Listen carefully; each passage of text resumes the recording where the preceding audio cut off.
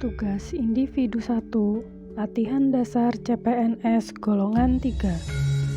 Refleksi nilai bela negara dari tokoh pahlawan nasional Sri Sultan Hamengkubuwono ke-9.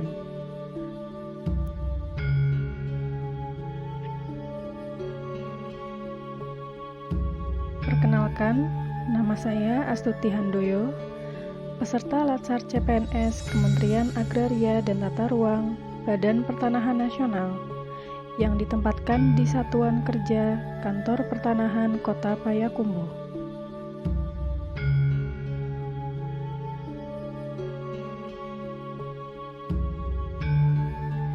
Kali ini saya akan membahas nilai-nilai bela negara yang dapat diteladani dari tokoh nasional Sri Sultan Hamengkubuwono ke-9. Sebelumnya, mari kita mengenal siapa itu Sri Sultan Hamengkubuwono ke-9.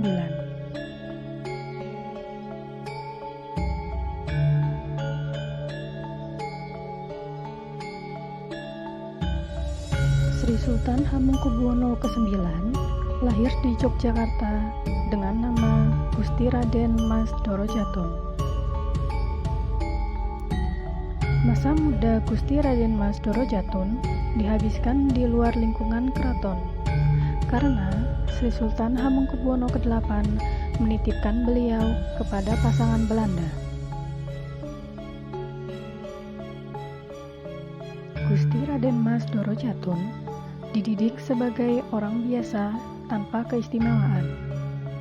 Hal ini bertujuan agar Gusti Raden Mas Doro Jatun menjadi pribadi yang sederhana, disiplin, tangguh, dan mandiri. Hal tersebut merupakan bekal penting dalam menjadi seorang pemimpin yang baik.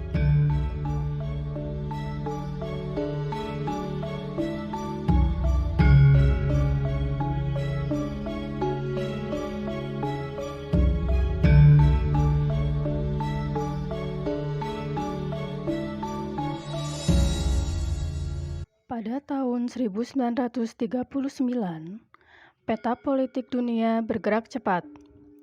Tanda-tanda meletusnya Perang Dunia II semakin jelas.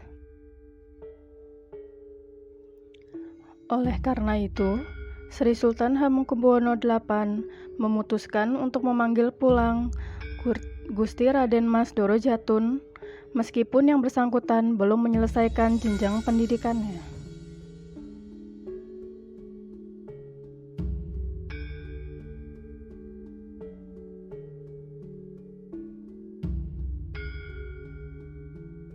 Sekitar seminggu kemudian, Sri Sultan Hamengkubuwono ke-8 meninggal dunia. Lalu, Gusti Raden Mas Doro Jatun yang sudah diangkat menjadi putra mahkota tidak langsung naik tahta menjadi raja. Namun, dari sinilah usaha bela negara yang dilakukan Sri Sultan Hamengkubuwono ke-9 dimulai.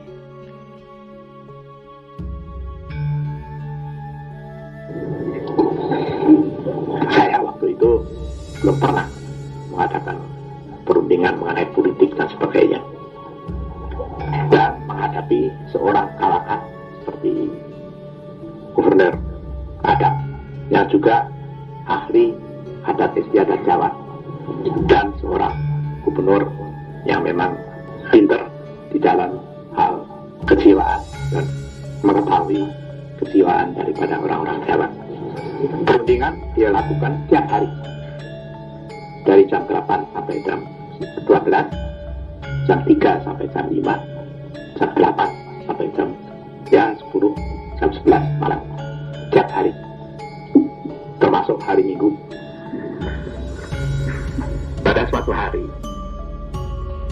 kira-kira jam 6 sore, saya pada waktu itu ya setengah bangun, setengah tidur. Pada waktu itu jelas saya dengar suatu suara yang mengatakan, "Tole, katakan saja apa yang diajukan kepada kamu. Toh mereka akan pulang kanyang." Oleh karena suara itu, maka saya terkejut ragu-ragu apakah benar.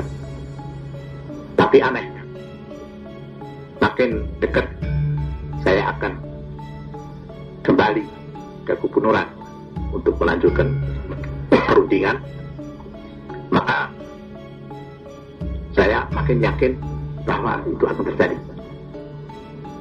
Sehingga saya datang kepada gubernur, lalu mengatakan, gubernur, dah bikin saja kontrak semau gubernur, saya akan dagang.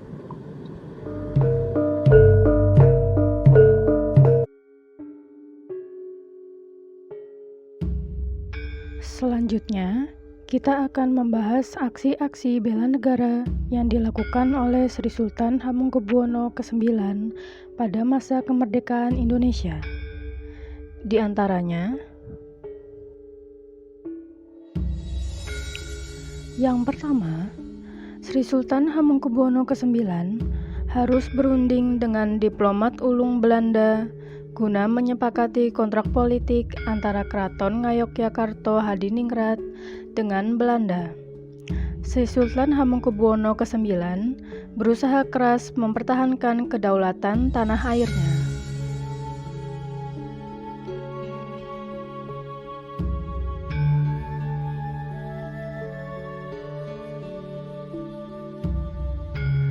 Perundingan dilakukan selama 4 bulan, dan menurut Belanda, ini adalah perundingan paling alot yang pernah dilakukan Belanda dengan kerajaan lokal Indonesia.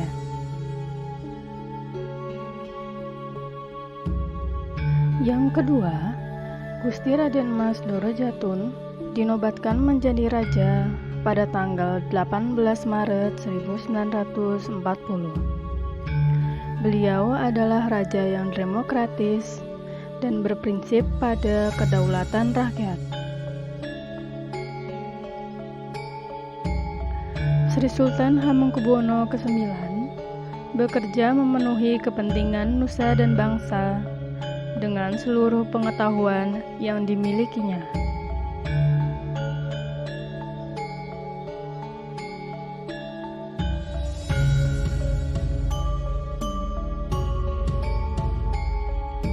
Beliau bertahta di masa kritis dunia, di mana perang berkecamuk hampir di seluruh dunia, dan di bawah kedudukan Jepang yang kejam.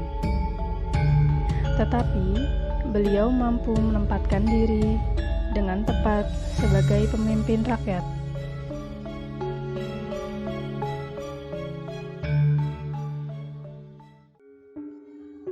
Yang ketiga, setelah Indonesia menyatakan kemerdekaannya melalui proklamasi, Sri Sultan Hamengkubuwono ke-9 segera mengambil sikap.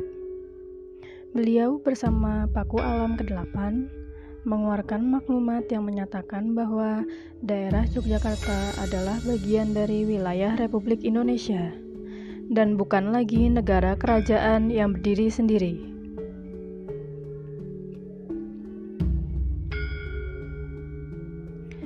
Ketika negara yang baru lahir ini menghadapi tekanan dari pemerintah kolonial yang datang kembali, Sri Sultan Hamengkubuwono ke-9 mengundang para tokoh bangsa untuk pindah ke Yogyakarta. Kemudian, Sri Sultan Hamengkubuwono ke-9 menyatakan bahwa Yogyakarta siap menjadi ibu kota negara Republik Indonesia yang baru berdiri tersebut. Tidak hanya itu, peran Sri Sultan Hamengkubuwono ke-9 terhadap Republik Indonesia juga ditunjukkan melalui dukungan finansial. Sri Sultan Hamengkubuwono ke-9 membantu pendanaan Republik Indonesia dengan dana dari kas keraton. Yogyakarta yang setelah itu diserang dan para pemimpin diasingkan, Sultan Hamengkubuwono ke-9 tetap bertahan di keraton, menjadi pengayom masyarakat sekaligus penjaga kedaulatan Indonesia.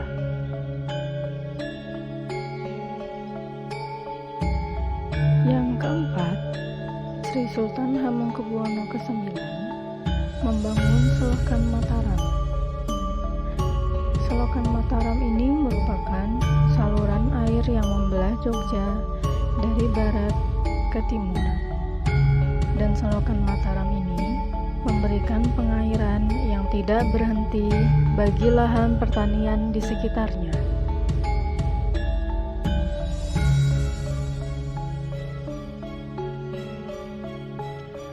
Dan proyek Selokan Mataram ini berhasil menyelamatkan ribuan penduduk Jogja agar tidak diikut-sertakan dalam kerja paksa Romusha yang kejam. Selokan Mataram dibangun dengan gotong royong dan bergiliran, sehingga tidak memberatkan masyarakat.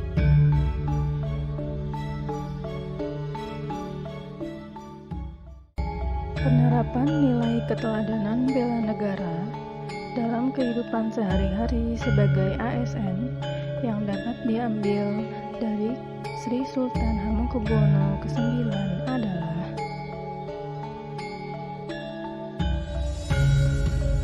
yang pertama, berjiwa besar dengan melakukan kolaborasi dengan pemerintahan dalam merumuskan kebijakan.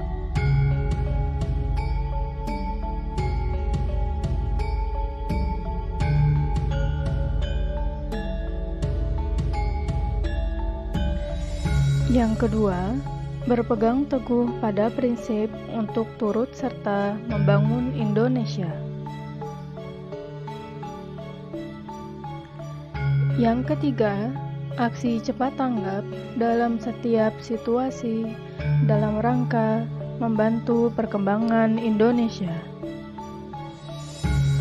Dan yang terakhir, tidak berdiam diri di kantor atau berdiam di tempat saja, namun justru turun ke lapangan untuk mencari solusi dan menuntaskan persoalan-persoalan sosial yang ada di masyarakat.